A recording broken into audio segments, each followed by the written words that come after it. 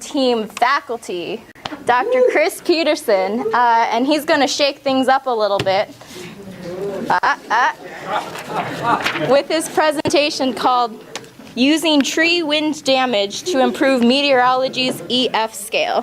All right, so most of you know that I've been studying windstorm damage to trees and forests for most of my career. During that time, I've realized that the meteorological community has a problem. And that is one of their most dangerous phenomenon, tornadoes, we all know about them, are very hard to study. They're short-lived, they're very unpredictable, very hard to study in real time unless you happen to be parked in the right place with your Doppler radar pointed at the tornado. It doesn't happen very often.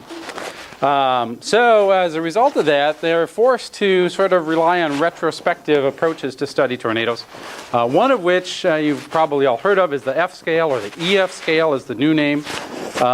This is a damage scale in which tornado wind speeds and tornado behavior is inferred based on damage to buildings or structures or, in fact, trees. This is where I come in. I can help them. So the problem is the EF scale it has a number of criteria for rating tornado intensity. Most of those criteria are based on buildings. Some of them are based on trees.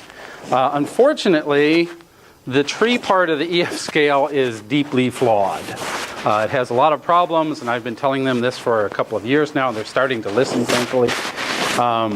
But instead of just sitting on the sideline and complaining, I thought, how can I help them? Because I do know a little bit about trees. And the answer seemed to be help them calibrate the tree part of the EF scale. And so how do we do that? That's what I'm going to talk about here for a minute or so.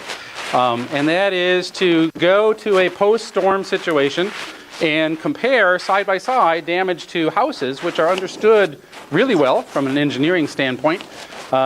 We can be pretty confident of our estimates of wind speeds based on house damage and calibrate that to the trees that are right next to the house. So here's a couple of examples. Here's a house that has EF2 damage. Here's a tree that has hardly any damage, and so that would be rated EF0, so that's sort of a problem. So these two pictures kind of illustrate the problem. The answer is to go through for a large number of houses. This is a project that's still underway. And compare the damage to houses and the trees that are right next to them, and calibrate the tree damage such that we know what the wind speed was for the house, because that's understood very well. And then we can calibrate the types of damage to the trees, so whether the tree is intact or standing or defoliated or the branch is broken or whatever.